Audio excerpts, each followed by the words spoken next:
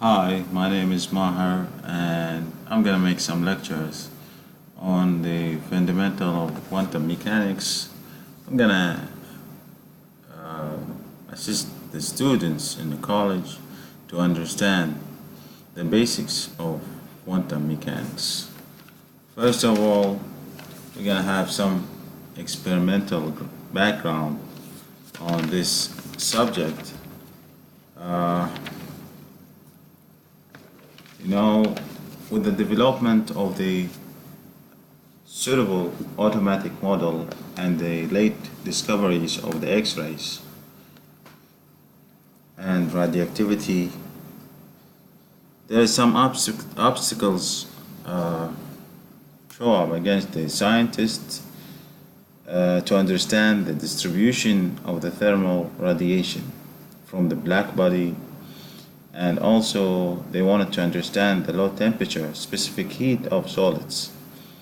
Black in the first or in the beginning of 19th century was able to explain the black body spectrum in the terms of the assumed emission and absorption of the electromagnetic radiation.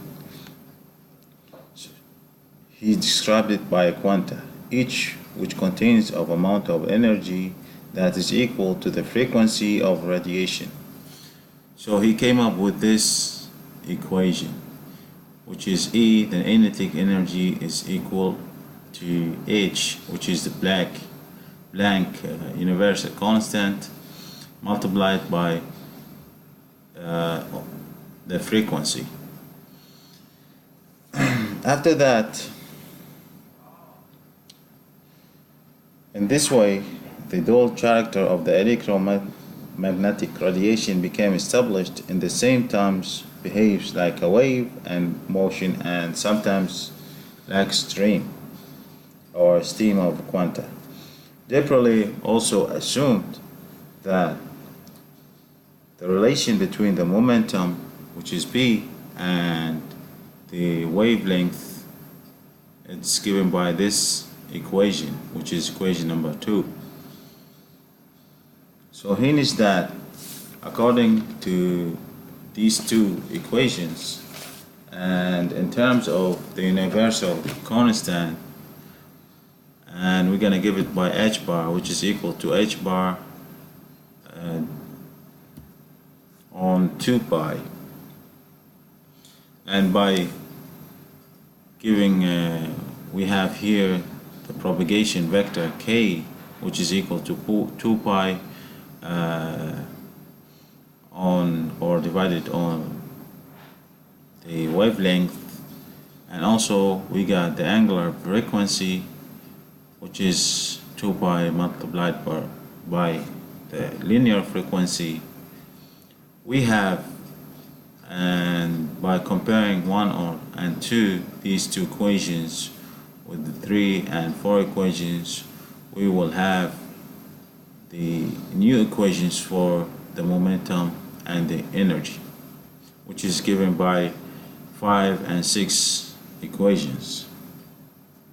Now the wave functions, which is this, it's represent a particle of a completely undetermined position traveling in a positive direction x with a precisely known momentum p, and kinetic energy E would be expected to have one of the forms. One of the forms, it's either cosine or sine, which led to these equations, which is 7 and 8 equations, as you can see. So that according to previous equations, we can write the most familiar one-dimensional wave equations, which is the second derivative of the wave functions respect to t. It's equal to constant multiplied by the second derivative of wave function respect to x,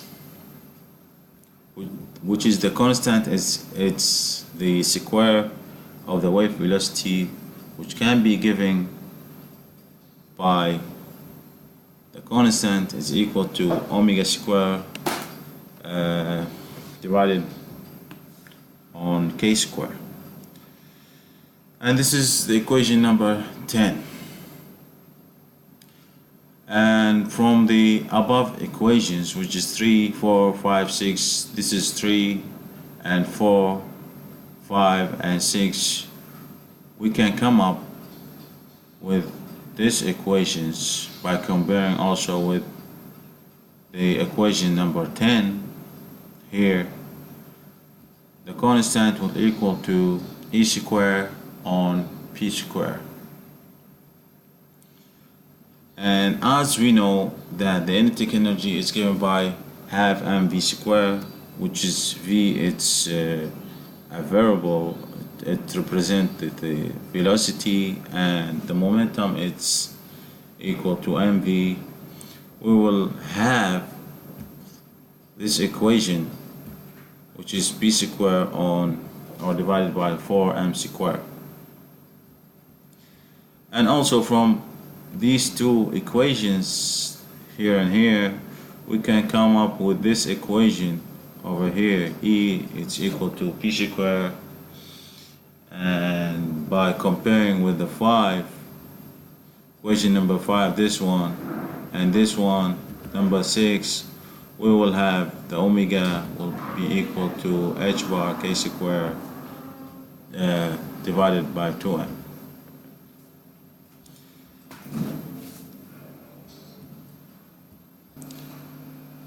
Now, this equation number 9 can be simplified to this one. If we look for the first derivative with respect to t and the second derivative with respect to x.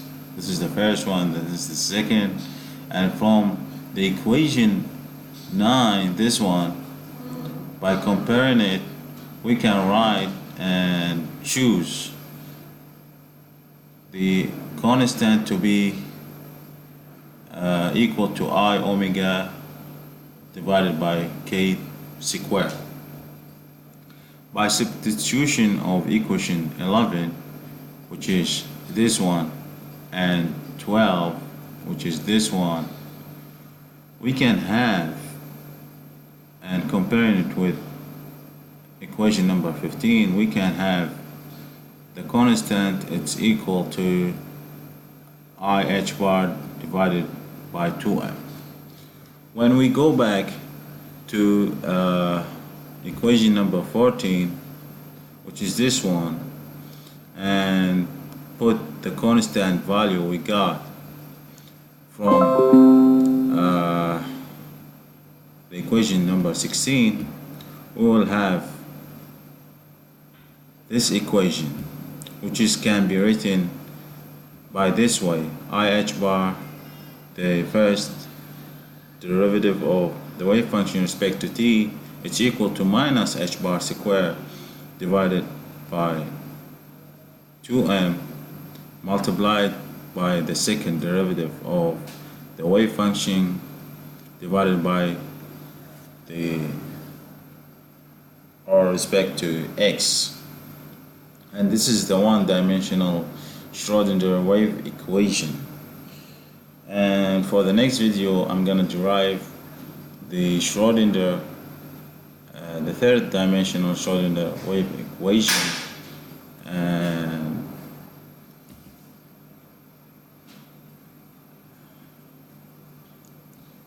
I hope you enjoy the video. Thank you for watching.